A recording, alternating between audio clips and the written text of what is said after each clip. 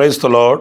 Praise the lord. ప్రభు అయిన యేసు క్రీస్తు ప్రశస్త నామంలో మీ అందరికీ హోసన్నా మినిస్ట్రీస్ తరపున ಹೃದಯಪೂರ್ವಕమైన ವಂದನಾలు ಕರ್ತನಾದ ತಿಳಿಯಪಡಿಸುತ್ತೇನೆ. ಯೇಸು ಕ್ರಿಸ್ತನ ಪ್ರಶಸ್ತ ನಾಮದಲ್ಲಿ ನಿಮ್ಮೆಲ್ಲರಿಗೆ ಹೋಸನ್ನ ಮಿನಿಸ್ಟ್ರೀಸ್ ವತಿಯಿಂದ ಹೃದಯಪೂರ್ವಕವಾದ ವಂದನೆಗಳನ್ನು ಸಲ್ಲಿಸುತ್ತಾ ಇದ್ದೇನೆ. ప్రియులారా, పరిశుద్ధ గ్రంథంలో నుంచి ఈ పూట ఓ చక్కటి మాట నేను చదివి వినిపిస్తాను. ಪ್ರಿಯರೇ, ಪರಿಶುದ್ಧ ಗ್ರಂಥದಿಂದ ಒಂದು ಒಳ್ಳೆಯ ಮಾತನ್ನು ಈ ಹೊತ್ತು ನಾನು ಓದಿ ನಿಮಗೆ ಕೇಳಿಸ್ತೇನೆ. రాజుల మొదటి గ్రంథం 3వ అధ్యాయం 14వ వాక్యం. ಅರಸರ ಮೊದಲನೇ ಗ್ರಂಥ 3ನೇ ಅಧ್ಯಾಯ 14ನೇ ವಚನ. నీ తండ్రి అయిన దావీదు నా మార్గములలో నడిచి నా కట్టడలను నేను నియమించిన ధర్మమంతటిని గైకొనున్నట్లు నీవు నడిచి వాటిని గైకొనిన ఎడల నిన్ను దీర్ఘాయుష్మంతునిగా చేసేదను అనెను. ನೀನು ನಿನ್ನ ತಂದೆಯಾದ ದಾವಿದನು ನಡೆದ ಪ್ರಕಾರ ನನ್ನ ಮಾರ್ಗಗಳಲ್ಲಿ ನಡೆದು ಕಟ್ಟಡಗಳನ್ನು ಆಜ್ಞೆಗಳನ್ನು ಕೈಗೊಂಡರೆ ನಿನ್ನ ದಿವಸಗಳನ್ನು ಹೆಚ್ಚಿಸುವೆನು అందను. ఈ వాక్యంలో మనం ఈ పూట ధ్యానించవలసినది ఏంటంటే నిన్ను దీర్ఘాయుష్మంతునిగా చేసేదను అనే మాట. ಪ್ರಿಯರೇ, ಈ ವಾಕ್ಯದಲ್ಲಿ ಈ ದಿನ ನಾವು ಧ್ಯಾನ ಮಾಡಿಕೊಳ್ಳುವ ವಿಷಯ ಏನಂದ್ರೆ ನಿನ್ನನ್ನು ದೀರ್ಘಾಯುಷ್ವಂತನನ್ನಾಗಿ ಮಾಡುವೆನು. చూడండి, ఈ రోజున అనేక మంది ఈ ఆయుష్, ఈ ఆరోగ్యము వీటి కొరకే కదా అరుಳು చాచి పరుగులు తీసి శ్రమించి ఈ రోజున ఏది చేసినప్పటికీ ప్రయాసపడుతున్న ప్రయాస దేని కొరకంటే వీటి కొరకే. ನೋಡಿರಿ, ಈ ದಿನಗಳಲ್ಲಿ ಮನುಷ್ಯನು ಈ ಆಯುಷ್ಯಕ್ಕಾಗಿ ಆರೋಗ್ಯಕ್ಕಾಗಿ ಹಗಲು ಇರುಳು ಪ್ರಯಾಸ ಪಡ್ತಾ ಇದ್ದಾನೆ. ಆತನು ಏನೇ ಪ್ರಯಾಸ ಪಟ್ಟರು ಕೂಡ ಎಲ್ಲ ಪ್ರಯಾಸವೆಲ್ಲ ಇದಕ್ಕಾಗಿಯೇ. మరి ఆశించినది ఎంతమంది పొందుకోగలుగుతున్నారు? ಆಸೆ ಪಟ್ಟದ್ದನ್ನು ಎಷ್ಟು ಜನ ಹೊಂದಿಕೊಳ್ತಾ ಇದ್ದಾರೆ? అందుకోలేక ఎంతమంది ఆవేదన ಅದು చెందుతున్నారు? ಕೈಗೆ ಸಿಗಲಾರದೆ ಅದೆಷ್ಟು ಜನ ಆವೇದನೆ ಪಡ್ತಾ ఇవి ಇದ್ದಾರೆ. రెండు కూడా దేవుని అనుగ్రహమేనండి. ಇವೆರಡೂ ಕೂಡ ದೇವರ ಅನುಗ್ರಹವೇ. ఆరోగ్యమైన ఆయుష్ అయినను. ಆರೋಗ್ಯವಾದ್ರೂ ಆಯುಷ್ಯಾದ್ರೂ. ఎందుకంటే ಯಾಕಂದ್ರೆ నరునికి ఆయనే నిర్మాణకుడు గనుక ಮನುಷ್ಯನನ್ನು ಆತನೇ ನಿರ್ಮಾಣ ಮಾಡಿರುವಾತನು. ఆయన ಆತ ఇంతకాలము అని నిర్ణయించి ఉంచినప్పుడు ఆ నిర్ణయ కాలాన్ని ಸಂಪೂರ್ತಿ ಇಷ್ಟು చేసుకోగలగాలి. ಕಾಲ ಎಂಬುದಾಗಿ ನಿರ್ಣಯಿಸಿ ಇಟ್ಟಾಗ ಆ ನಿರ್ಣಯ ಕಾಲವನ್ನು ಸಂಪೂರ್ಣ ಮಾಡಿಕೊಳ್ಬೇಕು. చూడండి, నిర్ణయ కాలం కాకమునిపే లోకాన్ని విడిచే ప్రజలు ఈ రోజున పెక్కు పెరిగిపోతున్నారు. ನೋಡಿರಿ, ನಿರ್ಣಯ ಕಾಲ ಮುಗಿಯುವುದಕ್ಕಿಂತ ಮುಂಚೆ ಲೋಕವನ್ನು ಬಿಡುವಂತ ಜನರು ಅದೆಷ್ಟೋ ಜನ ಇದ್ದಾರೆ. ఒకవైపు అనారోగ్యాలు, ಒಂದು ಕಡೆ ಅನಾರೋಗ್ಯ, మరొక విధంగా పరిస్థితుల ప్రభావాలతో ఈ రోజున అఘాయిత్యాలకు పాల్పడడం, ಇನ್ನೊಂದು ವಿಧವಾಗಿ ಪರಿಸ್ಥಿತಿಯ ಪ್ರಭಾವದಿಂದ ಅಪಘಾತಕ್ಕೆ ಗುರಿಯಾಗುವುದು. ఇలాంటి చేదైన అనుభవాలు వింటూ ఉన్నప్పుడు ಇಂಥ ಕಹಿ ಅನುಭವ ಕೇಳ್ತಾ ಇದ್ರೆ కొద్దిపాటి దుఃఖం కలుగుతుంది. ನಮಗೆ ನೋವು ಅನಿಸ್ತದೆ. దీర్ఘాయుష్మంతులమై అంటే మనకు అనుగ్రహింపబడిన దినములన్నీ సంపూర్తి చేసుకోవడం, ದೀರ್ಘಾಯುಷ್ವಂತರಾಗಿ ಅಂದ್ರೆ ನಮಗೆ ಅನುಗ್ರಹಿಸಿದಂತ ದಿನಗಳನ್ನು ಸಂಪೂರ್ಣ ಮಾಡಬಹುದು. అది దైవ అనుగ్రహం అండి. ಅದು ದೈವ ಅನುಗ್ರಹ. ఇక్కడ జ్ఞాని అని సొలొమోనుతో దేవుడు చెప్తున్నాడు, ಜ್ಞಾನಿಯಾದ ಸೊಲೊಮೋನನೊಂದಿಗೆ ದೇವರು ಹೇಳ್ತಾನೆ, నీవు దీర్ఘాయుష్మంతుడు అవుదువు. ನೀನು ದೀರ್ಘಾಯು ಉಳ್ಳವನಾಗುವಿ. ప్రియులారా, గమనించండి, ఇది మనము కూడా ఆశించినట్లయితే, ಪ್ರಿಯರೇ ಗಮನಿಸಿರಿ, ಇದನ್ನು ನಾವು ಕೂಡ ಆಶಿಸುವುದಾದರೆ మనం నేర్చుకోవలసిన పాఠం ఏంటి? ನಾವು ಕಲಿತುಕೊಳ್ಳಬೇಕಾದ ಪಾಠ ಏನು? ఇందులో ಇದರಿಂದ నీవు దీర్ఘాయుష్మంతుడు కావాలనుకుంటే, ನೀನು ದೀರ್ಘಾಯುಷ್ವಂತನಾಗಬೇಕಾದ್ರೆ నేను నియమించిన ధర్మమంతటిని గైకొనున్నట్లు ನಾನು ನೇಮಿಸಿದಂತ ಧರ್ಮವನ್ನು ಕೈಗೊಂಡು నీవు నడిచి. ನೀನು ನಡೆದು. గమనించండి, ఆయన నియమించిన ధర్మమంతటిని ಗಮನಿಸಿರಿ, ಆತನು ನೇಮಿಸಿದಂತ ಧರ್ಮವೆಲ್ಲವನ್ನು మనం అనుసరించాలట, ನಾವು ಅನುಸರಿಸಬೇಕು, మనం గైకొనాలట. ನಾವು ಕೈಗೊಳ್ಳಬೇಕಂತೆ. మీకు ద్వితీయోపదేశ కాండం 4వ అధ్యాయం 40వ వాక్యం కూడా చదివి వినిపిస్తానండి. ನಿಮಗೆ ಧರ್ಮೋಪದೇಶ ಕಾಂಡ 4ನೇ ಅಧ್ಯಾಯ 40ನೇ ವಚನವನ್ನು ಕೂಡ ಓದಿ ನಾನು ಕೇಳಿಸ್ತೇನೆ. నీకును నీ తరువాత నీ సంతానపు వారికిని క్షేమము కలుగుటకై నీ దేవుడైన యెహోవా సర్వకాలము నీకిచ్చుచున్న దేశములో నీవు దీర్ఘాయుష్మంతుడు అగునట్లు నేడు నేను నీకు ఆజ్ఞాపించు ఆయన కట్టడలను ఆజ్ఞలను నీవు ಗೈಕೊನವಲೆನು. ನಿನಗೂ ನಿನ್ನ ತರುವಾಯ ನಿನ್ನ ಮಕ್ಕಳಿಗೂ ಒಳ್ಳೆಯದಾಗುವ ಹಾಗೆಯೂ ನಿನ್ನ ದೇವರಾದ ಯೆಹೋವನು ನಿನಗೆ ಸದಾ ಕಾಲಕ್ಕೆ ಕೊಡುವ ಭೂಮಿಯ ಮೇಲೆ ನೀನು ಬಹಳ ದಿವಸವಿರುವ ಹಾಗೆಯೂ ನಾನು ಈ ಹೊತ್ತು ನಿನಗೆ ಆಜ್ಞಾಪಿಸುವ ಆತನ ನಿಯಮಗಳನ್ನು ಆಜ್ಞೆಗಳನ್ನು ಕಾಪಾಡು. ఆయన కట్టడలను ఆయన ధర్మ విధులను లేక ఆయన ఆజ్ఞాపించిన ఆజ్ఞలను మనం అనుసరించాలట. ಆತನ ಧರ್ಮ ವಿಧಿಗಳನ್ನು ಆತನ ನಿಯಮಗಳನ್ನು ಆಜ್ಞೆಗಳನ್ನು ನಾವು ಪಾಲಿಸಬೇಕು. ప్రియులారా, ఆ దేవుని ఆజ్ఞలను మనం అనుసరించినప్పుడు, ಪ್ರಿಯರೇ, ಆ ದೇವರ ಆಜ್ಞೆಗಳನ್ನು ನಾವು ఆ ಅನುಸರಿಸಿದರೆ దేవుని ఆజ్ఞలు కట్టడలు మనకేం చేస్తాయి? ಆ ದೇವರ ಆಜ್ಞೆ ಕಟ್ಟಡೆಗಳು ನಮ್ಮನ್ನೇನ್ ಮಾಡ್ತವೆ? మనకు దీర్ఘాయువును ప్రసాదిస్తాయి. ನಮಗೆ ದೀರ್ಘಾಯುವನ್ನು ಕೊಡ್ತವೆ. ఎందుకంటే ఆ మార్గాలు పవిత్రమైనవి గనుక, ಯಾಕೆಂದ್ರೆ ಆ ಮಾರ್ಗಗಳು ಪವಿತ್ರವಾದವು, ఆ మార్గాలు న్యాయమైనవి గనుక, ಆ ಮಾರ್ಗವು ನ್ಯಾಯವಾದಂತವು, ఆ మార్గములలో మనకు క్షేమము కలుగుతుంది గనుక ಆ ಮಾರ್ಗದಲ್ಲಿ ನಮಗೆ ಕ್ಷೇಮವು ಉಂಟಾಗ್ತದೆ. మనం అనర్థాలకు పాల్పడాల్సిన అవసరం లేదు. ನಾವು ಅನರ್ಥಕ್ಕೆ ಪಾಲಾಗುವಂತ ಅವಶ್ಯಕತೆ మనం ಇಲ್ಲ. అపజయాల పాలు కావాల్సిన అవసరం లేదు.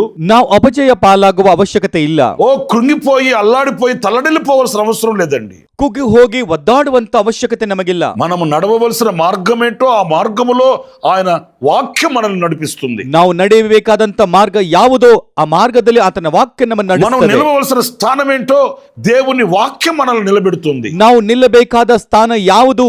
ಆ ದೇವರ ವಾಕ್ಯ ನಮ್ಮನ್ನು ನಿಲ್ಲಿಸ್ತದೆ. మనం బ్రతకవలసిన బ్రతికేంటో దేవుని వాక్యం నేర్పిస్తుందండి. ನಾವು ಬದುಕಬೇಕಾಗಿರುವ ಬದುಕನ್ನು ಆ ದೇವರ ವಾಕ್ಯ ನಮಗೆ ಹೇಳ್ಕೊಡ್ತದೆ. ఆనాడు ప్రతిదినము కూడా మనకి ఎలా ఉంటుంది అనంటే ಆ ದಿನ ಪ್ರತಿದಿನ ನಮಗೆ ಹೇಗಿರ್ತದೆ ಅಂತಂದ್ರೆ ఆనందంగా ఉంటుంది, ಆನಂದವಾಗಿರ್ತದೆ, ఆరోగ్యంగా ఉంటుంది, ಆರೋಗ್ಯವಾಗಿರ್ತದೆ, క్షేమముగా ఉంటుంది. ಕ್ಷೇಮವಾಗಿರ್ತದೆ. మన బ్రతుకు సార్థకం అవుతుందండి. ನಮ್ಮ ಬದುಕು ಸಾರ್ಥಕವಾಗ್ತದೆ. చూడండి, ఈ ఒత్తుడులన్నీ మనకు దూరమైనప్పుడు కలిగే ప్రశాంతత ఎలా ఉంటుంది? ನೋಡಿರಿ, ಈ ಒತ್ತಡಗಳೆಲ್ಲ ನಮ್ಮಿಂದ ದೂರವಾದ್ರೆ ನಮಗೆ ಸಿಗುವ ಪ್ರಶಾಂತತೆ ಹೇಗಿರ್ತದೆ? ఈరోజు అనేక మంది బాధపడుతున్నది ఏంటంటే, ಈ ದಿನ ಅನೇಕರು ಬಾಧೆ ಪಡುವಂತ ವಿಷಯ ಏನಂದ್ರೆ సమస్యల వలయాలలో ఒత్తిడికి గురవ్వడం. ಸಮಸ್ಯೆಗಳ ಮಧ್ಯದಲ್ಲಿ ಒತ್ತಡಕ್ಕೆ ಗುರಿ ಆಗ್ತಾ ಇದ್ದಾರೆ. సమస్యలు ఎందుకు వచ్చాయి? ಸಮಸ್ಯೆಗಳು ಯಾಕೆ ಬಂದಿವೆ? ఆలోచించి అడుగులు వేయక, ಆಲೋಚನೆ ಮಾಡಿ ಹೆಜ್ಜೆ ಹಾಕದೇ ಇರುವುದಕ್ಕಾಗಿ, వివేచించి ప్రారంభించక, ವಿವೇಚಿಸಿ ಪ್ರಾರಂಭಿಸದೇ ಇರುವುದಕ್ಕಾಗಿ, దేవుని వాక్యం మీద ఆధారపడక, ದೇವರ ವಾಕ್ಯದ ಮೇಲೆ ಆಧಾರ ಪಡದೇ ಇರುವುದಕ್ಕಾಗಿ, దేవుని చిత్తాన్ని తెలుసుకోక, ದೇವರ ಚಿತ್ತವನ್ನು ಅರಿಯದೆ, ఇదిగో వీటి వలన కలిగే అపజయాల మూట మోయలేక ಇವುಗಳಿಂದ ಉಂಟಾಗುವ ಅಪಜಯದ ಗಂಟನ್ನು ಹೊರಲಿಕ್ಕೆ ಆಗದೆ బ్రతుకు భారమైపోతుంది. ಬದುಕು ಭಾರ ಅನಿಸ್ತಾ ಇದೆ. ఆయుష్ తరిగిపోతుందండి. ಆಯುಷ್ ಕಡಿಮೆ ಆಗ್ತಾ ಇದೆ. దినములు సంపూర్తి కాకమునిపే లోకాన్ని విడవవలసి వస్తుందండి. ದಿನಗಳು ಸಂಪೂರ್ಣವಾಗುವುದಕ್ಕಿಂತ ಮುಂಚೆ ಲೋಕವನ್ನು ಬಿಡಬೇಕಾಗ್ತಾ ಇದೆ. యేసు ప్రభు కూడా చెప్పాడు, ಯೇಸು ಕ್ರಿಸ್ತನು ಕೂಡ ಹೇಳ್ತಾನೆ, రొట్టె వలన మాత్రం మనుషుడు బ్రతకడు, జీవించడు. ಮನುಷ್ಯನು ರೊಟ್ಟಿಯಿಂದ ಜೀವಿಸುವುದಿಲ್ಲ, ಬದುಕುವುದಿಲ್ಲ. దేవుని నోట నుండి వచ్చు ప్రతి మాట వలన జీవిస్తాడు అని చెప్పాడు. ದೇವರ ಬಾಯಿಂದ ಬರುವಂತಹ ಪ್ರತಿ ಮಾತಿನಿಂದ ಜೀವಿಸ್ತಾನೆ ಅಂತ ಹೇಳ್ತಾನೆ. అంటే దేవుని నోట వచ్చు మాట వలన జీవించడం అంటే ఏంటి? ಅಂದ್ರೆ ದೇವರ ಬಾಯಿಂದ ಬರುವ ಮಾತಿನಿಂದ ಜೀವಿಸುವುದು ಅಂತಂದ್ರೆ ಏನು? వాక్యము చేత బ్రతకడం, ವಾಕ್ಯದಿಂದ ಬದುಕುವುದು, దేవుని వాక్యము చేత జీవించడం, ದೇವರ ವಾಕ್ಯದಿಂದ ಜೀವಿಸುವುದು, దేవుని వాక్యము చేత నడిపించబడడం, ದೇವರ ವಾಕ್ಯದಿಂದ ನಡೆಸಲ್ಪಡುವುದು. వెలుగుమయమైన శ్రేష్టమైన ఆయన మార్గమందు మనం నడిచినప్పుడు ಬೆಳಕಾಗಿರುವಂತ ಶ್ರೇಷ್ಠವಾದ ಆತನ ಮಾರ್ಗದಲ್ಲಿ ನಾವು ನಡೆದರೆ మనకు కలిగే అనుభూతి ఆశీర్వాదకరంగా ఉంటుందండి. ನಮಗೆ ಉಂಟಾಗುವಂತ ಅನುಭೂತಿ కనుక ಆಶೀರ್ವಾದಕರವಾಗಿರುತ್ತದೆ. నా ప్రియమైన సహోదరులారా, ಅದಕ್ಕಾಗಿ ನನ್ನ ಪ್ರಿಯ ಸಹೋದರರೇ, దీర్ఘాయువు ఎలా కలుగుతుంది అనంటే ದೀರ್ಘಾಯು ಹೇಗೆ ಬರ್ತದಂದ್ರೆ ఆయన ఆజ్ఞలను, ఆయన కట్టడలను మనం అనుసరించి నడిచినప్పుడు. ಆತನ ಆಜ್ಞೆಗಳನ್ನು, ಆತನ ಕಟ್ಟಡಗಳನ್ನು ನಾವು ಅನುಸರಿಸಿ ನಡೆದರೆ. మీకు మరొక మాట కూడా మీకు జ్ఞాపకం చేస్తాను. ನಿಮಗೆ ಇನ್ನೊಂದು ಮಾತು ಕೂಡ ಜ್ಞಾಪಕ ಮಾಡ್ತೇನೆ. నిర్గమకాండం ವಿಮೋಚನ ಕಾಂಡ 20వ అధ్యాయం 20ನೇ ಅಧ್ಯಾಯ 12వ వాక్యాన్ని నేను చదువుతున్నానండి. 12ನೇ వాక్ಯವನ್ನು ನಾನು ಓದ್ತಾ ಇದ್ದೇನೆ. నీ దేవుడైన యెహోవా నీకు అనుగ్రహించు దేశంలో నీవు దీర్ఘాయుష్మంతుడు అగునట్లు నీ తండ్రిని నీ తల్లిని ನಿನ್ನ సన్మానింపుము. ಕರ್ತನಾದ ದೇವರು ನಿನಗೆ ಕೊಡುವ ದೇಶದಲ್ಲಿ ನಿನ್ನ ದಿವಸಗಳು ಹೆಚ್ಚಾಗುವಂತೆ ನಿನ್ನ ತಂದೆ ತಾಯಿಗಳನ್ನು ಸನ್ಮಾನಿಸು. ఈ వాక్యంలో మనం గమనించినప్పుడు ಈ ವಾಕ್ಯದಲ್ಲಿ ನಾವು ಗಮನಿಸುವುದಾದರೆ దీర్ఘాయువు ఎలా కలుగుతుందంటే, ದೀರ್ಘಾಯು ಹೇಗೆ ಬರ್ತದೆ ಅಂದ್ರೆ తల్లిని తండ్రిని సన్మానించాలంట. ತಂದೆ ತಾಯಿಯನ್ನು ಸನ್ಮಾನಿಸಬೇಕಂತೆ. సన్మానించడం అంటే ఏంటి? ಸನ್ಮಾನಿಸುವುದಂದ್ರೆ ಏನು? ఏదో ఒక షాల్ కప్పడం కాదండి, ಏನೋ ಒಂದು ಶಾಲ್ ಹಾಕುವುದಲ್ಲ, ఏదో ఒక బొకే ఇవ్వడం ಏನೋ కాదు, ಒಂದು ಬುಕ್ಕೆ ಕೊಡುವುದಲ್ಲ, లేదో సంవత్సరానికి ఒక్కసారి ಅಥವಾ ವರ್ಷಕ್ಕೆ ಒಂದು ಸಲ ఫాదర్స్ డే అని, ಫಾದರ್ಸ್ ಡೇ ಅಂತ, మదర్స్ డే అని, ಮದರ್ಸ್ ಡೇ ಅಂತ ఆ రోజుల్లో మాత్రమే అమితమైన ప్రేమను చూపించడం కాదండి. ಆ ದಿನ ಒಂದು ದಿನ ಅಪರಿಮಿತವಾದ ಪ್ರೀತಿ ತೋರಿಸುವುದಲ್ಲ. సన్మానించడం అంటే ಸನ್ಮಾನಿಸುವುದಂದ್ರೆ వారి ఆజ్ఞలకు లోబడడం, ಅವರ ಆಜ್ಞೆಗಳಿಗೆ ಒಳಪಡುವುದು, వారి నడిపింపుకు లోబడడం, ಅವರ ನಡೆಸುವಿಕೆಗೆ ಒಳಪಡುವುದು, అడుగులు వేసి ఆశీర్వాదాన్ని పొందుకోవడం. ಅವರು ತೋರಿಸಿದಂತ ಮಾರ್ಗದಲ್ಲಿ ಪವಿತ್ರವಾಗಿ ಹೆಜ್ಜೆ ಹಾಕಿ ಆಶೀರ್ವಾದ ಹೊಂದುವುದು. మరి ఈ రోజున యవనస్తుల పరిస్థితి చూడండి. ಹಾಗಾದ್ರೆ ಇದನ್ನ ಯವನಸ್ಥರ ಪರಿಸ್ಥಿತಿ ನೋಡ್ರಿ. తల్లిదండ్రులను లెక్క పెడుతున్నారండి. ತಂದೆ ತಾಯಿಯನ್ನು ಲೆಕ್ಕ ಮಾಡ್ತಾ ಇದ್ದಾರಾ? తల్లిదండ్రులకు విలువిస్తున్నారండి. ತಂದೆ ತಾಯಿಗೆ ಬೆಳೆ ಕೊಡ್ತಾ ಇದ್ದಾರಾ? వాళ్ళు చెప్పే మాటలకు లోబడుతున్నారండి. ಅವ್ರು ಹೇಳುವಂತ ಮಾತಿಗೆ ಒಳಪಡ್ತಾ ಇದ್ದಾರಾ? వాళ్ళకేదో తెలియదు అన్నట్టు, ಅವ್ರಿಗೆ ಏನು ಗೊತ್ತಿಲ್ಲ ಅಂತ ಹಾಗೆ, వీళ్ళకేదో తెలిసినట్టు ಇವ್ರಿಗೇ ಗೊತ್ತಿರುವ ಹಾಗೆ ఎదిరించడం, ಎದುರು ಮಾತಾಡುವುದು, వాళ్ళ గుండెల్లో వేదనను కలిగించడం, ಅವರ ಹೃದಯಕ್ಕೆ ವೇದನೆ ಉಂಟು ಮಾಡುವುದು, వాళ్ళు నిర్ణయించిన మార్గాలలో కాకుండా విచ్చలవిడిగా ప్రవర్తించడం, ಅವರು ನಿರ್ಣಯಿಸಿದಂತ ಮಾರ್ಗದಲ್ಲಿ ಹೋಗದೆ ಇಷ್ಟ ಬಂದ ಹಾಗೆ ಪ್ರವರ್ತಿಸುವುದು, ఇవి ఏవి ఆశీర్వాదం కాదండి. ಇವೇನು ಆಶೀರ್ವಾದ ಅಲ್ಲ. ప్రియమైన వారలారా, ಪ್ರಿಯರಾದವರೇ, ఈ రోజున పరిస్థితులు చూస్తుంటే ఆందోళనకరంగా ఉంటున్నాయి. ಇದನ್ನ ಪರಿಸ್ಥಿತಿ ನೋಡ್ತಾ ಇದ್ರೆ ಆಕುಲ ಅನಿಸ್ತಾ మరి ಇದೆ. ముఖ్యంగా యవనస్తుల పోకడ చూస్తే ಇನ್ನು ಮುಖ್ಯವಾಗಿ ಯವನಸ್ಥರ ಪರಿಸ್ಥಿತಿ ನೋಡ್ತಾ ಇದ್ರೆ వాళ్ళ భవిష్యత్తులో ఏం జరుగుతుందో అర్థం కావట్లేదు. ಅವರ ಭವಿಷ್ಯತ್ತಲ್ಲಿ ಏನ್ ನಡೀತಿದೆ ಎಂಬುದಾಗಿ ಅರ್ಥ ಆಗ್ತಾ ಇಲ್ಲ. ప్రియులారా, దేవుని వాక్యంలో కూడా వ్రాయబడిన మాట ఒకటి చెప్తాను. ಪ್ರಿಯರೇ, ದೇವರ ವಾಕ್ಯದಲ್ಲಿ ಒಂದು ಮಾತನ್ನು ನಾನು ಹೇಳ್ತೇನೆ. సామెతల గ్రంథం 30వ అధ్యాయం 11వ వాక్యంలో ఉన్న మాట అండి. ಜ್ಞಾನೋಕ್ತಿಗಳು 30ನೇ ಅಧ್ಯಾಯ 11ನೇ ವಚನದಲ್ಲಿ ಬರೆದಿರುವ ಮಾತು. తమ తండ్రిని శపించుచు తల్లిని దీవించని తరము కలదు. ತಮ್ಮ ತಂದೆಯನ್ನು ಶಪಿಸಿ ತಮ್ಮ ತಾಯಿಗೆ ಶುಭವನ್ನು ಕೋರದೆ ಇರುವ ವಂಶಾವಳಿ ಇದೆ. ఎంత భయంకరమైన పరిస్థితి చూడండి. ಎಂತ ಭಯಂಕರವಾದ ಪರಿಸ್ಥಿತಿ ನೋಡ್ರಿ. ఎలాంటి తరం అంటే ఈ తరము? ಎಂತ ವಂಶಾವಳಿ ಅಂತ ಇವರು తండ్రిని శపిస్తారంట, ತಂದೆಯನ್ನು ಶಪಿಸುತ್ತಾರಂತೆ, తల్లిని దీవించరంట. ತಾಯಿಗೆ ಶುಭವನ್ನು ಕೋರಲ್ವಂತೆ. ఎంత దౌర్భాగ్యమైన పరిస్థితి అండి. ಎಂತ ದುರದೃಷ್ಟ ಪರಿಸ್ಥಿತಿ ಇದು. తండ్రిని శపించి తల్లిని దీవించని ఈ తరము ఎలా ఆశీర్వదించబడుతుంది? ತಂದೆಯನ್ನು ಶಪಿಸಿ ತಾಯಿಯನ್ನು ಶುಭ ಕೋರದೆ ಇರುವಂತ ಈ ವಂಶಾವಳಿ ಹೇಗೆ ಆಶೀರ್ವದಿಸಲ್ಪಡುತ್ತದೆ? ఎలా మంచి భవిష్యత్తులోనికి వెళ్ళగలుగుతుంది? ಹೇಗೆ ಒಳ್ಳೆ ಭವಿಷ್ಯತ್ತಿಗೆ ಹೋಗ್ತದೆ? ఎలా క్షేమం కలుగుతుంది? ಹೇಗೆ ಕ್ಷೇಮವಾಗ್ತದೆ? ఎలా ఆరోగ్యం కలుగుతుంది? ಹೇಗೆ ಆರೋಗ್ಯ ಬರ್ತದೆ? ఎలా ఆయుష్ కలుగుతుంది? ಹೇಗೆ ಆಯುಷ್ಯು ಸಿಗ್ತದೆ? ఎందుకు ఈ రోజున అవిధేయతతో నడిపించబడబట్టే కదా ఆయుష్ తరిగిపోయి క్షేమము కానరాక ఈ రోజున చీకటి బ్రతుకుతూ నాశన కోపానికి దిగజారిపోవడం? ಯಾಕೆ ಈ ದಿನಗಳಲ್ಲಿ ಅವಿಧೇಯತೆಯಿಂದ ನಡೆಯುತ್ತಾ ಇರುವುದಕ್ಕಾಗಿಯೇ ಅಲ್ವಾ ಆಯುಸ್ಸು ಕಡಿಮೆ ಆಗ್ತಾ ಇರುವುದು, ಕ್ಷೇಮವು ಇಲ್ಲದೆ ಇರುವುದು, ಕತ್ತಲೆ ಬದುಕ್ತಾ ಇರುವುದು. మరి ఈ తరానికి కలిగే విపత్తు ఎలాంటిది? ಈ ವಂಶಾವಳಿಗೆ ಉಂಟಾಗುವಂತ ವಿಪತ್ತು ಎಂತದ್ದು? నా ప్రియమైన సహోదరులారా, ನನ್ನ ಪ್ರಿಯ ಸಹೋದರರೇ, మరి ఈ రోజున ఆ తల్లిని దీవించని తండ్రిని శపించే ఈ తరానికి ఏం కావాలి? ಹಾಗಾದ್ರೆ ಈ ದಿನಗಳಲ್ಲಿ ತಾಯಿಯ ಶುಭ ಕೋರದೆ ತಂದೆಯನ್ನು ಶಪಿಸುವಂತ ವಂಶಾವಳಿಗೆ ಏನು ಬೇಕು? ఎవను నిన్ను సరి చేయగలిగిన దేవుని వాక్యం కావాలండి. ಯವನಸ್ಥರನ್ನು ಸರಿ ಮಾಡುವಂತ ದೇವರ ವಾಕ್ಯ ಬೇಕು. దేవుని వాక్యం ఒక్కటే బ్రతుకును మార్చగలిగింది. ನಡತೆಯನ್ನು ಸರಿ ಮಾಡುವಂತ ದೇವರ ವಾಕ್ಯ ಬೇಕು. దేవుని వాక్యం ఒక్కటే నడవడిని సరిచేసి ದೇವರ పవిత్రపరచగలిగింది. ವಾಕ್ಯ ಒಂದೇ ನಡತೆಯನ್ನು ಸರಿ ಮಾಡಿ ಪವಿತ್ರ ಮಾಡಬಲ್ಲದು. చట్టాలు, ಕಾನೂನು లేకపోతే శిక్షలు ಅಥವಾ ಶಿಕ್ಷೆಗಳು ఇవి కాదండి. ಇವಲ್ಲ ರೀ. ప్రియమైన సహోదరులారా, ನನ್ನ ಪ್ರಿಯ ಸಹೋದರರೇ, తల్లిదండ్రులుగా ఉన్న వారికి నేను చెప్పే సలహా కూడా ఏంటంటే, ತಂದೆ ತಾಯಿ ಆಗಿರುವಂತ ನಿಮಗೆ ನಾನು ಹೇಳುವಂತ ಸಲಹೆ ಏನಂದ್ರೆ, మీ పిల్లల్ని దేవుని వాక్యానికి చేరువ చేయండి. ನಿಮ್ಮ ಮಕ್ಕಳನ್ನು ದೇವರ ವಾಕ್ಯದ ಹತ್ತಿರಕ್ಕೆ ಕರೆದುಕೊಂಡು ಬನ್ನಿರಿ. మీ పిల్లల్ని దేవుని వాక్యంతో కట్టబడేటట్లు వాళ్ళని సిద్ధపరచండి. ನಿಮ್ಮ ಮಕ್ಕಳು ದೇವರ ವಾಕ್ಯದಿಂದ ಕಟ್ಟಲ್ಪಡುವ ಹಾಗೆ ಅವರನ್ನು ಸಿದ್ಧಗೊಳಿಸಿರಿ.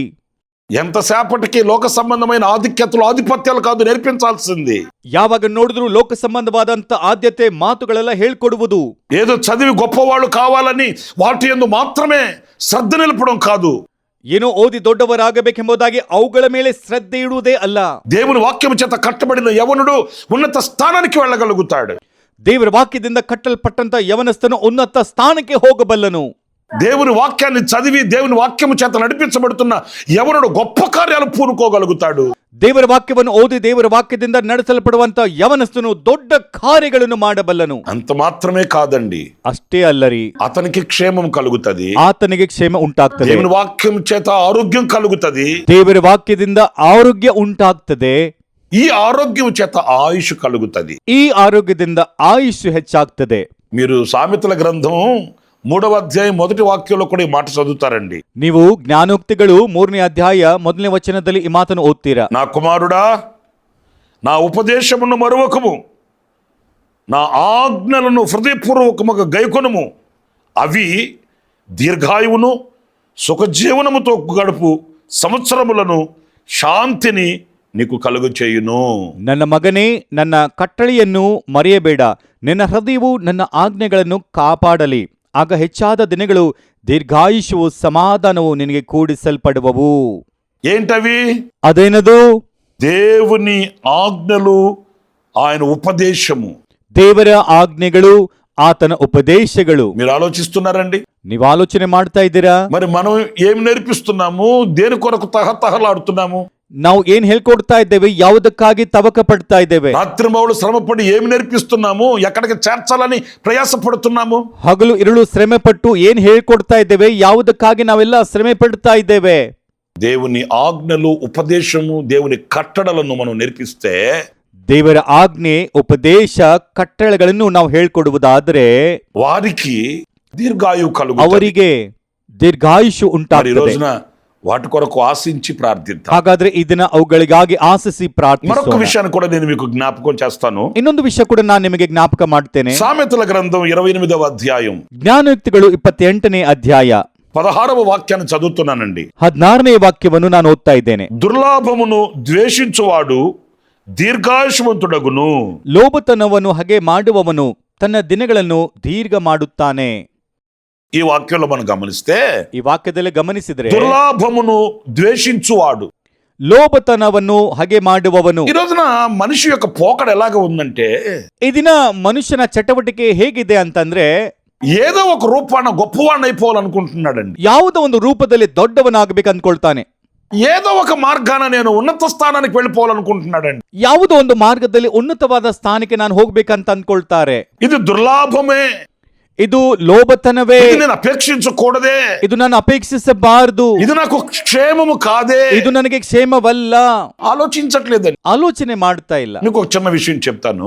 ನಿಮಗೊಂದು ಚಿಕ್ಕ ವಿಷಯ ನಾನು ಹೇಳ್ತೇನೆ. దైవజనులు యేసన్న గారు ఎక్కడికో ఒక మీటింగ్ కి ದೈವ వెళ్తున్నారు. ಸೇವಕರು ಏಸನ್ನವರು ಎಲ್ಲಿಗೋ ಒಂದು ಊರಿಗೆ ಮೀಟಿಂಗ್ ಆಗಿ ಹೋಗ್ತಾ ಇದ್ದಾರೆ. కారు ఎక్కే సమయానికి ఒక యవనస్తుడు పరిగెత్తుకుంటూ వచ్చాడు. ಕಾರ್ ಹತ್ತುವಂತ ಸಮಯದಲ್ಲಿ ಒಬ್ಬ ಯವನಸ್ಥನು ಓಡೋಡ್ತಾ ಬಂದ. యేసన్న గారండి మీ కొరకే వస్తున్నానండి అన్నాడు. ಏಸನ್ನವರೇ ನಿಮಗಾಗಿ ನಾನು ಬರ್ತಾ ಇದ್ದೇನೆ ಅಂತ ಹೇಳಿ. ఏంటి తమ్ముడు అంటే, ಏನ್ ವಿಷಯ ತಮ್ಮ ಅಂತಂದ್ರೆ, మీరు వెళ్ళే మార్గంలోనే ఒక షాప్ తీసుకున్నానండి, ఆ షాప్ లో ఒక చిన్న ప్రార్థన చేసి వెళ్ళండి అని కోరుకున్నాను. ನೀವು ಹೋಗುವಂತ ದಾರಿಯಲ್ಲಿ ನಾನೊಂದು ಶಾಪ್ ಕೊಂಡ್ಕೊಂಡಿದ್ದೇನೆ, ನೀವು ಹೋಗ್ತಾ ಹೋಗ್ತಾ ಅಂಗಡಿಯಲ್ಲಿ ಒಂದು ಚಿಕ್ಕ ಪ್ರಾರ್ಥನೆ ಮಾಡಿ ಹೋಗ್ರಿ ಅಂತ ಕೇಳ್ಕೊಂಡ.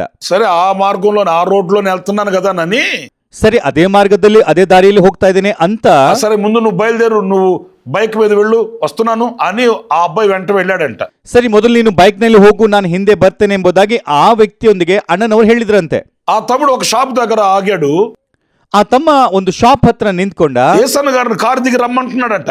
ಯೇಸನ್ನನವರು ಕಾರ್ ಇಳಿದುಕೊಂಡು ಬನ್ರಿ ಅಂತ ಹೇಳ್ತಾ ಇದ್ದಾನೆ. యేసన్న గారు కార్ డోర్ తీసి చూస్తే, ಯೇಸನ್ನನವರು ಕಾರ್ ಡೋರ್ ತೆಗೆದು ನೋಡಿದ್ರೆ, ఏం షాప్ అది? ಅದ್ ಯಾವ ಶಾಪ್ ಅದು? Brandy shop. Brandy shop. Yesanna గారు హవాక్ అయ్యాడంటండి. ಯೇಸನ್ನವರು ಚಕಿತರಾದಂತೆ. వెంటనే అడిగాడంట, ఏం తమ్ముడు, ఏం షాప్ ఇది? ಕೂಡಲೇ ಕೇಳಿದ್ರಂತೆ, ಏನ್ ತಮ್ಮ ಇದು ಯಾವ ಶಾಪ್ ಇದು? బ్రాందీ షాప్ అండి. ಬ್ರ್ಯಾಂಡಿ ಶಾಪ್ ರೀ. ఇప్పుడు నేనేం చేయాలి? ಈಗ ನಾನೇನ್ ಮಾಡ್ಬೇಕು? ప్రార్థన చేసి వెళ్ళండి. ಪ್ರಾರ್ಥನೆ ಮಾಡಿ ಹೋಗ್ರಿ. ఏమని ప్రార్థన చేయాలి? ಏನಂತ ಪ್ರಾರ್ಥನೆ ಮಾಡಬೇಕು? ఈ ఊర్లో ఉన్న ప్రజలంతా ఈ షాప్కే వచ్చి తాగి ఇక్కడ పడి ఉండాలండి. ಈ ಊರಿನಲ್ಲಿರುವಂತ ಜನರೆಲ್ಲರೂ ಇದೇ ಶಾಪಿಗೆ ಬಂದು ಕುಡಿದು ಇಲ್ಲಿ ಬಿದ್ದು ಹೋಗ್ಬೇಕ್ರಿ. ఎంత దుర్లభమైన పరిస్థితి చూడండి. ಎಷ್ಟು ದುರಾದೃಷ್ಟ ಪರಿಸ್ಥಿತಿ ನೋಡಿ. యేసన్న గారు అడిగారంట, ఎన్ని వ్యాపారాలు లేవయ్యా? ಯೇಸನ್ನವರು ಕೇಳಿದ್ರಂತೆ, ಅದೆಷ್ಟು ವ್ಯಾಪಾರ ಇಲ್ವೋ? నువ్వు చేయాలనుకుంటే ఎన్ని వ్యాపారాలు లేవు? ನೀನು ಮಾಡ್ಬೇಕಾದ್ರೆ ಎಷ್ಟು ವ್ಯಾಪಾರ ಇಲ್ಲ? ఈ వ్యాపారం ఎందుకు తీసుకున్నావు? ಈ ವ್ಯಾಪಾರ ಯಾಕೆ ತೆಗೆದುಕೊಂಡಿದ್ಯಾ? అంటే ఈ వ్యాపారంలో అయితే లాభాలు ఎక్కువ ఉంటాయని. ಅಂದ್ರೆ ಈ ವ್ಯಾಪಾರ ಮಾಡಿದ್ರೆ ಲಾಭ ಹೆಚ್ಚಾಗ್ತದೆ ಅಂತ. మరి ఈ వ్యాపారం వల్ల కుటుంబాలు నాశనం అవుతున్నాయి కదా. ಹಾಗಾದ್ರೆ ಈ ವ್ಯಾಪಾರದಿಂದ ಕುಟುಂಬಗಳು ನಾಶವಾಗ್ತಾ ಇದೆಯಲ್ವಾ? జీవితాలు పాడైపోతున్నాయి కదా. ಜೀವನವೇ ಹಾಳಾಗ್ತಾ ಇದೆಯಲ್ವಾ? సమాజం పాడైపోతుంది కదా. ಸಮಾಜ ಹಾಳಾಗ್ತಾ ಇದೆಯಲ್ವಾ? ఆరోగ్యం చెడిపోతుంది కదా. ಆರೋಗ್ಯ ಹಾಳಾಗ್ತಾ ಇದೆಯಲ್ವಾ? వాళ్ళు ఏమైనా పర్లేదు, ಅವ್ರೇನಾದ್ರೂ ಪರವಾಗಿಲ್ಲ, నాకు లాభం రావాలి. ನನಗೆ ಲಾಭ ಆಗ್ಬೇಕು. ఇదే కదండి దుర్లాభం అంటే. ಇದೆ ಅಲ್ವಾ ದುರ್ಲಾಭ ಅಂತಂದ್ರೆ? దాన్ని ద్వేషించాలండి. ಅದನ್ನು ದ್ವೇಷಿಸಬೇಕು. పవిత్రమైనది కొంచెమే అయినప్పటికీ కూడా, ಪವಿತ್ರವಾದದ್ದು ಸ್ವಲ್ಪ ಆದ್ರೂ ಕೂಡ, దేవుడు అనుగ్రహించేది కొంచెమే అయినప్పటికీ కూడా, ದೇವರು ಅನುಗ್ರಹಿಸುವುದು ಸ್ವಲ್ಪವಾದ್ರೂ ಕೂಡ అది ఆశీర్వాదకరంగా ఉంటుందండి. ಅದು ಆಶೀರ್ವಾದಕರವಾಗಿರ್ತದೆ. దాని వలన ఆరోగ్యం కలుగుతుందండి. ಅದರಿಂದ ಆರೋಗ್ಯ ಕೂಡ ಸಿಗ್ತದೆ. తద్వారా ఆయుష్ పెరుగుతుందండి. ಅದರಿಂದ ಆಯುಷ್ ಕೂಡ ಹೆಚ್ಚಾಗ್ತದೆ. ప్రియమైన సహోదరులారా, ಪ್ರಿಯ ಸಹೋದರರೇ, దేవుని వాక్యం కూడా ఏం చెప్తుంది? ದೇವರ ವಾಕ್ಯ ಕೂಡ ಏನ್ ಹೇಳ್ತದೆ? నీతిమంతునికి కలిగినది కొంచెమే అయినప్పటికీ కూడా, ನೀತಿವಂತನ ಹತ್ರ ಇರುವುದು ಸ್ವಲ್ಪವೇ ಆದ್ರೂ ಕೂಡ, బహుమంది భక్తిహీనులకున్న ధన సమృద్ధి కంటే ಬಹುಜನ ಭಕ್ತಿಹೀನರ ಹತ್ರ ಇರುವ ಧನ ಸಂಪತ್ತಿಗಿಂತ అది శ్రేష్టమైనదని వాక్యం ಅದು సెలవిస్తుంది. ಶ್ರೇಷ್ಠವಾದದೆಂಬುದಾಗಿ ವಾಕ್ಯವೇ ಹೇಳುತ್ತದೆ. ఓ కోట్ల రూపాయలు సంపాదించాల్సిన అవసరం లేదు. ಕೋಟಿಗಟ್ಟಲೆ ಹಣ ಸಂಪಾದನೆ ಮಾಡಬೇಕಾಗಿಲ್ಲ. కోట్ల రూపాయల ఆదాయాన్ని ఆశించడం కంటే కూడా, ಕೋಟಿಗಟ್ಟಲೆ ಆದಾಯ ಸಂಪಾದನೆ ಮಾಡುವುದಕ್ಕಿಂತ నీతిగా నిజాయితీగా యథార్థంగా పవిత్రంగా వచ్చే కొంచెమే అయినప్పటికీ అది ఆశీర్వాదకరంగా ఉంటుంది. ನೀತಿ ನಿಜಾಯಿತಿಯಿಂದ ಬರುವಂತದ್ದು ಸ್ವಲ್ಪವೇ ಆದ್ರೂ ಕೂಡ ಅದು ಆಶೀರ್ವಾದಕರವಾಗಿ ಇರ್ತದೆ. అబ్రహాము ఒక రోజున శత్రువులను జయించి వస్తున్నాడు. ಅಬ್ರಹಾಮನು ಒಂದು ದಿನ ಶತ್ರುವನ್ನು ಜಯಿಸಿ ಬರ್ತಾ ಇದ್ದಾನೆ. సొదొమరాజు ఎదురయ్యి ಸೊದೋಮ ರಾಜನು ಎದುರಾಗಿ అబ్రహాముతో చెప్తున్నాడు, ಅಬ್ರಹಾಮನೊಂದಿಗೆ ಹೇಳ್ತಾ ఈ ಇದ್ದಾನೆ, ఆస్తి అంతా నువ్వు తీసుకో, ಈ ಆಸ್ತಿ ಎಲ್ಲ ನೀನ್ ತೆಗೆದುಕೋ, ఈ జనాన్ని నాకు ఇచ్చేయి. ಈ ಜನರನ್ನು ನನಗೆ ಕೊಟ್ಬಿಡು. అప్పుడు అబ్రహాం ఏమన్నాడు? ಆಗ ಅಬ್ರಹಾಮನ್ ಏನ್ ಹೇಳ್ತಾ ಇದ್ದಾನೆ? అమ్మో, ఇంత ఆస్తి నాకు వస్తుంది, ಇಷ್ಟೆಲ್ಲ ಆಸ್ತಿ ನನಗೆ ಬರ್ತದೆ, నేను గొప్పవాడినైపోవచ్చు, ನಾನು ದೊಡ್ಡವನಾಗಬಹುದು, ఉన్నత వ్యక్తిని అయిపోవచ్చు. ಉನ್ನತ ವ್ಯಕ್ತಿ ಆಗ್ಬಿಡಬಹುದು. ఆశించలేదండి. ಆಶಿಸಲಿಲ್ಲ. నీతిమంతుడుగా ఉన్న అబ్రహాం అన్నాడు, ನೀತಿವಂತನಾದ ಅಬ್ರಹಾಮನ್ ಹೇಳ್ತಾನೆ, దీనిలో పూచక పుల్లైన చెప్పుల వారైనా నేను ముట్టుకోను. ನಿನ್ನವುಗಳಲ್ಲಿ ನೂಲು ಮೊದಲುಗೊಂಡು ಕೆರೆದ ಬಾರನ್ನು ಸಹ ನಾನು ತೆಕ್ಕೊಳ್ಳುವುದಿಲ್ಲ. ఎందుకంటే ಯಾಕಂದ್ರೆ సర్వోన్నతుడైన దేవుని చేత నేను దీవించబడాలి. ಸರ್ವೋನ್ನತನಾದ ದೇವರ ಮುಖಾಂತರ ನಾನು నేను ಆಶೀರ್ವದಿಸಲ್ಪಡಬೇಕು. మనుషుల వలన దీవించబడిన వాడును కాకూడదు. ಮನುಷ್ಯರಿಂದ ಆಶೀರ್ವದಿಸಲ್ಪಟ್ಟವನಾಗಿರಬಹುದು. అధికారుల ನಾನು వలన, రాజుల వలన నేను ఆశీర్వదించబడిన వాడును కాకూడదు. ಅಧಿಕಾರಿಗಳಿಂದ, ರಾಜರಿಂದ ನಾನು ಆಶೀರ್ವದಿಸಲ್ಪಟ್ಟವನಾಗಿರಬಾರದು. నేను దేవుని మూలాన ఆశీర్వదించబడిన వాడును కావాలి. ದೇವರ ಮೂಲಕ ಆಶೀರ್ವದಿಸಲ್ಪಟ್ಟವನು ನಾನಾಗಿರಬೇಕು. అతనిలో ఉన్న ఆశ చూడండి. ಆತನಲ್ಲಿರುವ ಆಸೆ ನೋಡ್ರಿ. అతను ఏదో లోకాన్ని కూడగట్టుకొని మూటగట్టుకొని నెత్తి మీద పెట్టుకొని ఊరేగలని ಆತನು అనుకోవట్లేదు. ಈ ಲೋಕವನ್ನೆಲ್ಲ ಒಂದು ಮಾಡಿಕೊಂಡು ಗಂಟು ಕಟ್ಟಿಕೊಂಡು ತಲೆ ಮೇಲೆ ಇಟ್ಟುಕೊಂಡು ಮೆರವಣಿಗೆ ಆಗಬೇಕೆಂಬುದಾಗಿ ಆಸೆ ಪಡ್ತಾ ಇಲ್ಲ. దేవుని చేత దీవించబడాలని కాంక్షిస్తున్నాడు. ದೇವರಿಂದ ಆಶೀರ್ವಾದ ಹೊಂದಬೇಕೆಂಬುದಾಗಿ ಆಕಾಂಕ್ಷೆಯಲ್ಲಿದ್ದಾನೆ. మీకు ఆశీర్వాదకరమైన ఒక మాట చెప్పనా? ನಿಮಗೆ ಆಶೀರ್ವಾದಕರವಾದ ಒಂದು ಮಾತು ನಾನು ಹೇಳ. ఈ సన్నివేశం జరిగి కాస్త అబ్రహాం ముందుకు వెళ్ళగానే ಈ ಸನ್ನಿವೇಶ ನಡೆದು ಅಬ್ರಹಾಮನು ಒಂಚೂರು ಮುಂದೆ ಹೋದ ಕೂಡಲೇ రొట్టెను ద్రాక్షారసాన్ని చేతబట్టుకుని మెల్కిసెదెకు సర్వోన్నతుడైన యాజకుడు, ರೊಟ್ಟಿಯನ್ನು ದ್ರಾಕ್ಷಾರಸವನ್ನು ಕೈಯಲ್ಲಿ ಹಿಡಿದುಕೊಂಡಿರುವಂತ ಮಿಲ್ಕಿ ಸದೆಕು ಸರ್ವೋನ್ನತನಾದ ಯಾಜಕನು, సర్వోన్నతుడైన దేవుని యాజకుడు ಸರ್ವೋನ್ನತನಾಗಿರುವಂತ ದೇವರ ಯಾಜಕನು అబ్రహాముకి ఎదురుగా వచ్చాడండి. ಅಬ್ರಹಾಮನಿಗೆ ಎದುರಾಗಿ ಬಂದ. రొట్టెను ద్రాక్షారసం అతనికి ఇచ్చాడండి. ರೊಟ್ಟಿಯನ್ನು ದ್ರಾಕ್ಷಾರಸವನ್ನು ಆತನಿಗೆ ಕೊಟ್ಟನು. అబ్రహాము కూడా ఆయనకి కానుక సమర్పించుకున్నాడండి. ಅಬ್ರಹಾಮನು ಕೂಡ ಆತನಿಗೆ ಕಾಣಿಕೆಯನ್ನು ಸಮರ್ಪಿಸಿಕೊಂಡ. ఆ యాజకుడు ఆశీర్వదించాడు. ಆ ಯಾಜಕನು ಆಶೀರ್ವಾದ ಮಾಡಿದ. ఇది కదా మనకు కావాల్సింది, ಇಗೋ ಇದಲ್ವಾ ನಮಗೆ ಬೇಕಾಗಿರುವುದು, ఇది కదా మనకు ఆశీర్వాదకరం, ಇದೇ ಅಲ್ವಾ ನಮಗೆ ಆಶೀರ್ವಾದಕರವು, ఇది కదా మనకు క్షేమకరం, ಇದೇ ಅಲ್ವಾ ನಮಗೆ ಕ್ಷೇಮಕರವು, ఇది కదా మనకు దీర్ఘాయువును ప్రసాదించే అనుభూతి, ಇದೇ ಅಲ್ವಾ ನಮಗೆ ದೀರ್ಘಾಯುಷ್ಯನ್ನು ಕೊಡುವುದು ಅನುಭೂತಿ. నా ప్రియమైన సహోదరులారా, ಪ್ರಿಯ ಸಹೋದರರೇ, ఈ రోజు మనం ఏం ఆశిస్తున్నాము? ಇದನ್ನು ನಾವು ಯಾವುದನ್ನು ಆಶಿಸುತ್ತಾ ಇದ್ದೇವೆ? ఏదో ఒక విధంగా గొప్పవాళ్ళం ಯಾವುದೋ అయిపోవాలనుకుంటున్నాం. ಒಂದು ರೀತಿಯಲ್ಲಿ ದೊಡ್ಡವರಾಗಬೇಕು ಅನ್ಕೊಳ್ತಾ ಇದ್ದೇವೆ. ఒకరికి హాని తలపెట్టి అయినప్పటికీ ఉన్నత స్థానానికి ಒಬ್ಬರಿಗೆ వెళ్ళిపోవాలనుకుంటున్నావా? ಕೆಟ್ಟದ್ದನ್ನು ಮಾಡಿ ಆದ್ರೂ ಉನ್ನತ ಸ್ಥಾನಕ್ಕೆ ಹೋಗ್ಬೇಕು ಅನ್ಕೊಳ್ತಾ ಇದೆಯಾ? లేక దుర్లాభమును ద్వేషించు వారమై ಅಥವಾ ದುರ್ಲಾಭವನ್ನು ದ್ವೇಷಿಸುವವರಾಗಿ దీర్ఘాయుష్మంతులం అవుదామా? ದೀರ್ಘಾಯುಷ್ವಂತರಾಗೋಣವಾ? 3 విషయాలు నేను మీతో చెప్తూ వచ్చాను. 3 ವಿಷಯ ನಾನು ಹೇಳ್ತಾ ಬಂದಿದ್ದೇನೆ. ఆయన కట్టడలను, ಆತನ ಕಟ್ಟಳೆಯನ್ನು, ఆయన ధర్మమంతటిని అనుసరించిన ఎడల ಆತನ ಧರ್ಮವನ್ನು ನಾವು ಅನುಸರಿಸಿದರೆ దీర్ఘాయువు కలుగుతుంది. ದೀರ್ಘಾಯು ಸಿಗುತ್ತದೆ. రెండవది, ಎರಡನೇದು, తల్లిని తండ్రిని సన్మానించి ತಂದೆ ತಾಯಿಯನ್ನು ಸನ್ಮಾನಿಸಿ వారి ఆశీస్సులు పొందుకున్న ఎడల ಅವರ ಆಶೀಸ್ಸು ಹೊಂದಿಕೊಂಡ್ರೆ మనకు దీర్ఘాయువు కలుగుతుంది. ನಮಗೆ ದೀರ್ಘಾಯು ಸಿಗುತ್ತದೆ. మూడవదిగా, ಮೂರನೇದಾಗಿ, దుర్లాభమును ద్వేషించు వారమైతే ದುರ್ಲಾಭವನ್ನು ದ್ವೇಷಿಸುವವರಾದ್ರೆ మనకు దీర్ఘాయువు కలుగుతుంది. ನಮಗೆ ದೀರ್ಘಾಯು ಉಂಟಾಗ್ತದೆ. తీర్మానం చేసుకుందామా? ತೀರ್ಮಾನ ಮಾಡಿಕೊಳ್ಳೋಣ. శిరస్సు వచ్చి ప్రభు దగ్గర ఒప్పుకుందామా? ತಲೆಯನ್ನು ಬಾಗಿಸಿ ಕರ್ತನ ಹತ್ರ ಒಪ್ಪಿಕೊಳ್ಳೋಣವಾ? తల వంచని ప్రార్థన చేస్తాను. ಕಣ್ಣನ್ನು ಮುಚ್ಚಿಕೊಳ್ಳಿರಿ, ತಲೆ ಬಾಗಿಸಿ ಪ್ರಾರ್ಥನೆ ಮಾಡಿಕೊಳ್ಳೋಣ. జీవాధిపతి అయిన ప్రభువా మీకు వందనాలు. ಜೀವಾಧಿಪತಿಯಾದ ತಂದೆ ನಿನಗೆ ವಂದನೆಗಳು. ఆశ్చర్యకరుడా మీకు స్తోత్రాలు చెల్లిస్తున్నా. ಆಶ್ಚರ್ಯಕರನೇ ನಿನಗೆ ಸ್ತೋತ್ರವು ಸಲ್ಲಿಸುತ್ತಾ ಇದ್ದೇನೆ. ఆరోగ్యము ఆయుష్ కలగడానికి, ಆರೋಗ್ಯವು ಆಯುಷು ಉಂಟಾಗಲಿಕ್ಕೆ ఎలా జీవించాలని మేము లేఖనాల నుంచి కొన్ని విషయాలు ధ్యానిస్తూ వచ్చాము. ಲೇಖನದಿಂದ ಕೆಲವು ವಿಷಯಗಳನ್ನು ಧ್ಯಾನ ಮಾಡ್ತಾ ಬಂದಿದ್ದೇವೆ.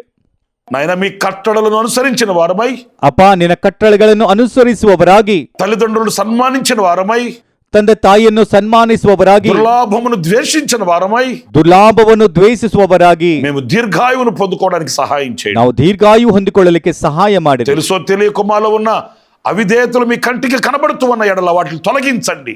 ಅರಿತೋ ಅರಿಯೋದೋ ನಮ್ಮಲ್ಲಿ ಏನಾದ್ರೂ ಅವಿಧೇಯತೆ ನಿಮ್ಮ ಕಣ್ಣಿಗೆ ಕಂಡ್ರೆ ಅವುಗಳೆಲ್ಲವನ್ನು ತೊಲಗಿಸಿರಿ. మమ్మల్ని ఒక్కొక్కరిని ఆరోగ్యవంతులుగాను ನಮ್ಮನ್ನು ಒಬ್ಬೊಬ್ಬರನ್ನಾಗಿ ಆರೋಗ್ಯವಂತರನ್ನಾಗಿ దీర్ఘాయుష్మంతులుగా ఉండునట్లు ದೀರ್ಘಾಯುಷ್ಯವಿನಿಂದ ಇರುವ ಹಾಗೆ మీరు కృప చూపించి నడిపించమని ಕೃಪೆ ತೋರಿಸಿ ನಮ್ಮನ್ನು ನಡೆಸಬೇಕೆಂದು మమ్మల్ని మీ చేతులు సమర్పించుకుంటూ ನಮ್ಮನ್ನು ನಿಮ್ಮ ಕೈಗೆ ಒಪ್ಪಿಸಿಕೊಳ್ತಾ యేసు నామములో ప్రార్థించి వేడుకొనుచున్నాను తండ్రి. ಯೇಸು ನಾಮದಲ್ಲಿ ಪ್ರಾರ್ಥನೆ ಮಾಡಿ ಬೇಡ್ಕೊಳ್ತಾ ಇದ್ದೇನೆ ತಂದೆ. ఆమేన్. ಆಮೇನ್. ప్రభు మిమ్మల్ని దీవించి ఆశీర్వదించును గాక. ಕರ್ತನು ನಿಮ್ಮನ್ನು ಆಶೀರ್ವಾದ ಮಾಡಲಿ. ఆమేన్. ಆಮೇನ್. ಪ್ರತಿ ಶುಕ್ರವಾರ ಈ ಕೃಪಾ ವಾಕ್ಯವು ಎಂಬ ಕ್ಲುಪ್ತ ಸಂದೇಶಗಳಿಗಾಗಿ ಹಾಗೂ ಇನ್ನೂ ಹೆಚ್ಚಿನ ಆತ್ಮ ಸಂಬಂಧವಾದಂಥ ಸಂದೇಶಗಳಿಗಾಗಿ ನಮ್ಮ ಈ ಯೂಟ್ಯೂಬ್ ಚಾನೆಲ್ ಅನ್ನು ಸಬ್ಸ್ಕ್ರೈಬ್ ಮಾಡಿಕೊಳ್ಳಿರಿ. Pastor Ramesh Hosanna ministries.